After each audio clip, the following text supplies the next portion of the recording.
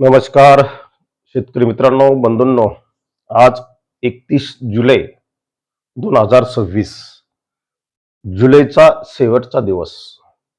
आणि मित्रांनो, बंगालच्या उपसागरातील सातत्याने आपण फॉलो करत असलेल्या लो प्रेशर सिस्टीमचा मार्ग याबद्दल आपण माहिती पाहू. त्याचबरोबर तिचा महाराष्ट्रावर किती परिणाम झाला, विशेषतः मराठवाड्यावर.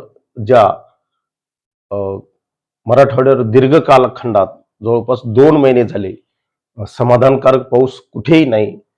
त्या मराठवाड्यात या लो प्रेशर सिस्टीमने किती भरभरून दान दिलं, तिची आपण माहिती पाहणार आहोत.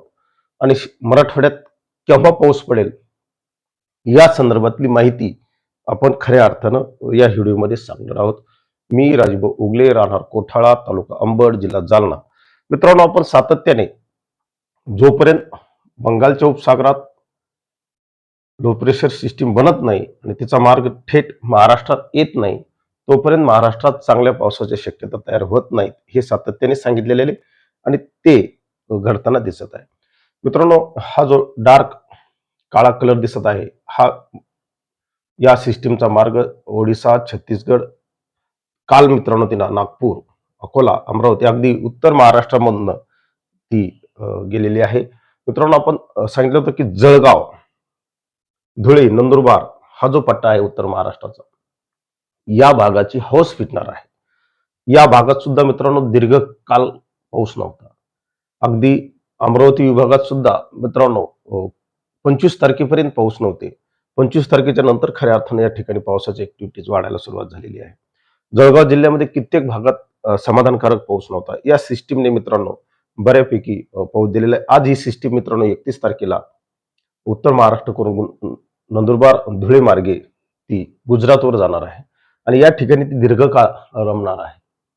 कारण उत्तरेकडनं WD सक्रिय आहे, त्यामुळे या सिस्टीमला ती पुढे जाऊ देणार नाही, हे मात्र निश्चित. आणि म्हणून दीर्घकाळ गुजरात, मध्य प्रदेश या भागात या सिस्टीमची कार्यरत असणार आहे.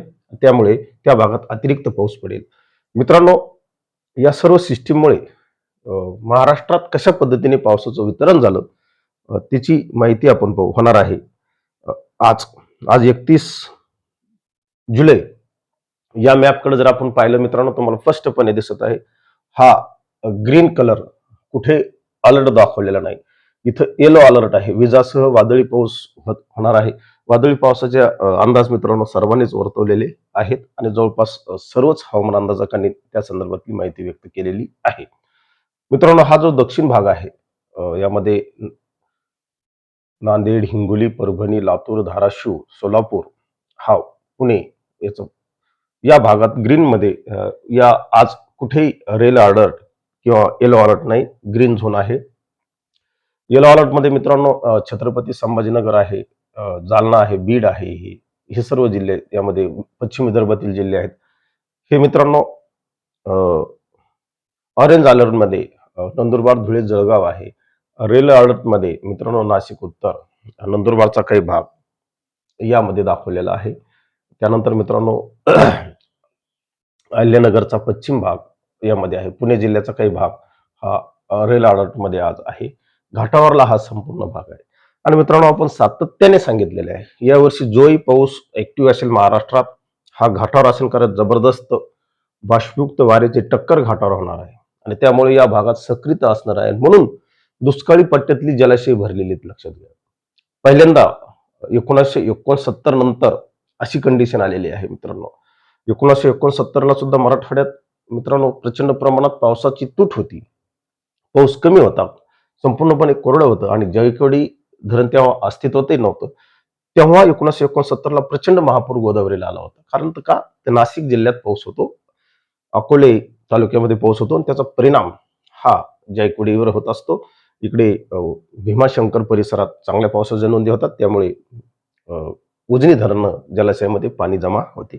मित्रांनो, हे सर्व पार्श्वभूमीवर हे आजच्या पावसाचं वितरण आहे. आज कुठे कोकणात अलर्ट नाही, इथं फक्त येलो आणि ऑरेंज अलर्ट आहे. या पार्श्वभूमीवर मित्रांनो या लो प्रेशर कुठे प्रभाव करणार आहे येणाऱ्या 24 तासात, तिची माहिती सांगणारा हा नकाशा आहे. ECMWFचं मित्रांनो हे 24 तासाचं मॉडेल आहे. हा संपूर्णपणे पट्टा मित्रांनो आपल्याला अतिरिक्त पावसाचं संकेत देतो. यामध्ये उत्तर महाराष्ट्र, उत्तर मराठवाडा, त्याचबरोबर नाशिक, नंदुरबार, धुळे, जळगाव हा संपूर्ण जिल्हा, नंदुरबारचा संपूर्ण मित्रांनो, परंतु नाशिकचा उत्तर भाग यामध्ये असणार आहे. ठाणे, रायगड वगैरे या पट्ट्यात सुद्धा या पावसाच्या काही नोंदी होतील. मित्रांनो, हा जो आहे नंदुरबार, धुळे, जळगावचा पट्टा उत्तर महाराष्ट्राला त्याची हौस पूर्ण होणार आहे. आपण जे पाठीमागे सांगितले की त्यांची हौस पूर्ण होईल, त्या भागात सुद्धा दीर्घकाळ पाऊस नव्हता. आज या सिस्टीममुळे बहुतांश ठिकाणी पाऊस झालेला आहे, परंतु अद्याप आमच्या गोदावरी नदीच्या दक्षिणेकडे अद्यापही समाधानकारक पाऊस झालेला नाही. हा रात्रभर टिपटिप पाऊस आमच्या भागात पडला. कुठेही मी आज सकाळीच त्याची नोंद घेतली, माहिती घेतली. मित्रांनो, हे पहा, पहिल्यांदा आपण जबरदस्त लूक या सिस्टीमचा पाहत आहोत. ही सिस्टीम गोदावरी नदीच्या खोऱ्यामध्ये पाऊस देईल का, ही सातत्याने माझे त्यावर लक्ष आहे. परंतु मित्रांनो, अद्याप तरी आज दिवसभर मित्रांनो हे ढगाचं आच्छादन असणार आहे. त्यामुळे आज दिवसभर आपण या सिस्टीमकडून अपेक्षा ठेवूया गोदावरीच्या खोऱ्यामध्ये पाऊस पडण्याची. परंतु मित्रांनो, रात्री तरी पाऊस झालेला नाही आणि ही सिस्टीम आपल्याला उत्तरेकडे जाताना दिसत आहे. मुख्य प्रभाव मित्रांनो हा रेड कलर सिस्टीमचा दाखवत आहे, सुरतवर आहे. दक्षिण गुजरातमध्ये मित्रांनो ही सिस्टीम जबरदस्त पावसाच्या नोंदी करणार आहे. वेगवेगळे उपग्रह प्रतिमाद्वारे आपण घेतलेली ही माहिती आहे. मित्रांनो, हे छत्रपती संभाजीनगर आहे. जर या पट्ट्यात जर पाऊस झाला तर आज दुपारपर्यंत मित्रांनो आमच्या जालना जिल्ह्याच्या भागात जो भाग दीर्घकाळ पावसाच्या प्रतीक्षेत आहे, यामध्ये मित्रांनो जाफराबाद, भोकरदन, अंबड, घनसावंगी हा पट्टा आहे. त्यानंतर छत्रपती संभाजीनगरचा संपूर्ण जिल्हा, यामध्ये मित्रांनो पैठण आहे, पाचोड आहे, वेहमाडा, वडीगुद्री हा संपूर्ण परिसरात पावसाची ऍक्टिव्हिटीज आज पुढील 3 तासात या मॉडेलने आपल्याला दाखवलेल्या आहेत. अहिल्यानगरमध्ये मध्यम ते जोरदार पावसाच्या सरी होतील. मित्रांनो, इकडे लातूरकडे होतील, इंदापूरकडे होतील, म्हणजे पंढरपूर, सोलापूर पर्यंत दाखवलेल्या आहेत. जतपर्यंत सुद्धा हलक्या पावसाच्या नदी दाखवल्या आहेत. पुणे भागात दाखवलेल्या आहेत. पुढील 3 तासाचं हे चित्र आहे. मित्रांनो, या पद्धतीनं जर झाला तर ही लो प्रेशर मराठवाड्यासाठी काहीतरी देऊन जाईल. अद्याप तरी आमच्या दक्षिण मराठवाड्यामध्ये या लो प्रेशर सिस्टीम कडून पाहिजे तेवढा पाऊस झालेला नाही. कुठल्याही शेतातून पाणी निघलेलं नाही. आज निघण्याची शक्यता या मॉडेलनुसार, या उपग्रह प्रतिमानुसार तयार झालेली आहे. मित्रांनो, ही सिस्टीम जर सक्रिय राहिली तर निश्चितच मराठवाड्यातली तूट ही भरून निघेल. मित्रांनो, आपण काल 30 तारखेपर्यंत मराठवाड्यात एकूण महाराष्ट्रात कशा पद्धतीने पावसाचं वितरण झालं त्याची माहिती पाहू. कशा पद्धतीने पाऊस वितरण झालेला आहे. मित्रांनो, नाशिक मध्ये सर्वाधिक पावसाची नोंद आपल्याला या ठिकाणी झालेली दिसते. 87% प्लस पाऊस त्या ठिकाणी झालेला आहे, म्हणून जायकवाडी धरण भरलेलं आहे. ऍक्च्युअल जायकवाडी धरणाच्या परिसरात कुठेही पावसाच्या ऍक्टिव्हिटीज नाहीत. पुणे जिल्ह्यात चांगला पाऊस झालेला आहे, म्हणून मित्रांनो तुमचे उजनी भरलेलं आहे. त्या मानाने मित्रांनो कोकणात पाऊस कमी आहे. पालघर जर जिल्हा सोडला तर बाकी कोकणात सुद्धा पाऊस कमी आहे. कोकणातला प्रत्यक्ष सिंधुदुर्ग जिल्ह्यात 34% तूट आहे पावसाची. मित्रांनो, हे असमान वितरण म्हणजेच अल निनो असतो, लक्षात घ्या.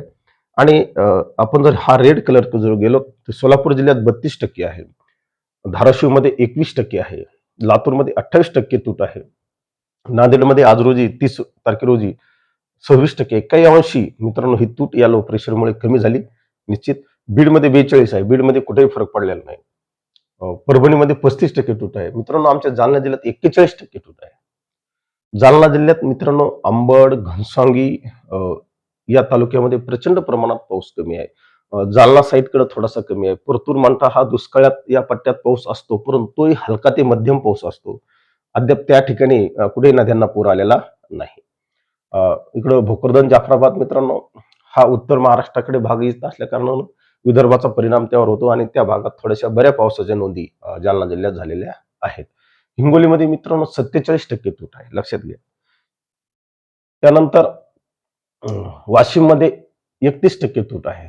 अकोल्यामध्ये 25% तूट आहे. अमरावतीमध्ये 26% तूट आहे आणि नंदुरबार जिल्ह्यामध्ये 57% तूट आहे. म्हणजे या सर्व आकडेवारीकडे जर आपण पाहिलं तर अद्याप आपल्याला अ, राज्यातली जी पावसाची तूट आहे ती या लो प्रेशर सिस्टीमने भरून काढलेली नाही.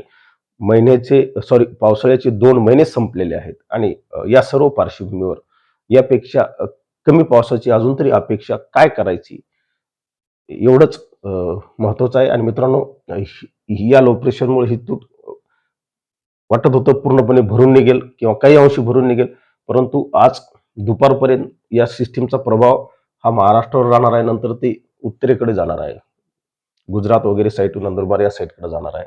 त्यामुळे मला नाही वाटत की मराठवाड्यातली तूट या सिस्टीमकडून भरून निघेल. आणि मराठवाड्यात मित्रांनो, या भागात जर चांगला पाऊस पडायचा असेल तर त्यासाठी दक्षिणेकडे चांगल्या सिस्टीम बनाव्या लागतात.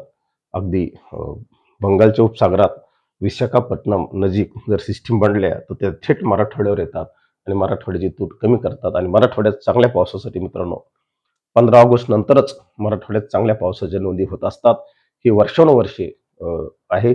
कारण मित्रांनो, 15 ऑगस्टच्या पर्यंत हा अरबी समुद्रावरला पाऊस हा कमी होत असतो आणि बंगालची शाखा ही स्ट्रॉंग होते आणि त्यानंतर खऱ्या अर्थानं मराठवाड्यात पाऊस पडतो. सातत्याने आपले त्या संदर्भातले मार्गदर्शन असते की मराठवाड्यात चांगला पाऊस पडण्यासाठी 15 ऑगस्ट पर्यंत वाट पाहावी लागेल. आपण मागच्या वर्षी सुद्धा लालिनो असताना सुद्धा सांगितलं होतं की बहुतांश मराठवाड्यामध्ये 15 ऑगस्ट नंतरच चांगल्या पावसाच्या नोंदी झाल्या होत्या. यावर्षी बी मित्रांनो 2 महिने आम्हाला तरसवलं, अजून 8-10 दिवस तरसवणार आहे. परंतु या सर्व पार्श्वभूमीवर मित्रांनो 15 ऑगस्ट नंतर तरी 10 ऑगस्टच्या पुढेच 15 ऑगस्ट पासूनच या पावसाला चांगल्या पद्धतीने सुरुवात होईल अशी एक अपेक्षा आपण करू. कारण का तर आयोडी घटक पॉझिटिव्ह होत आहे आणि त्यामुळे मित्रांनो खाली दक्षिणेकडे पावसाचा जोर वाढणार आहे. केरळमध्ये पाऊस कमी आहे. विशेषतः मित्रांनो कावेरी नदीचं जे खोरं आहे, पाणलोट क्षेत्र, या भागात पाऊस पडणार आहे. तामिळनाडू, कर्नाटक वगैरे, कर्नाटकच्या कित्येक जिल्ह्यामध्ये पाऊस नाही मित्रांनो. तर या सर्व सिस्टीममुळे तो पाऊस वाढणार आहे आणि त्याचा परिणाम म्हणून आमच्या दक्षिण मराठवाड्यात सुद्धा पाऊस पडणार आहे. एवढंच आपण या निमित्ताने सांगतो, थांबतो. अधिक माहितीसाठी मित्रांनो IMD सारख्या विश्वसनीय संस्थेला फॉलो करा. जय हिंद, जय महाराष्ट्र.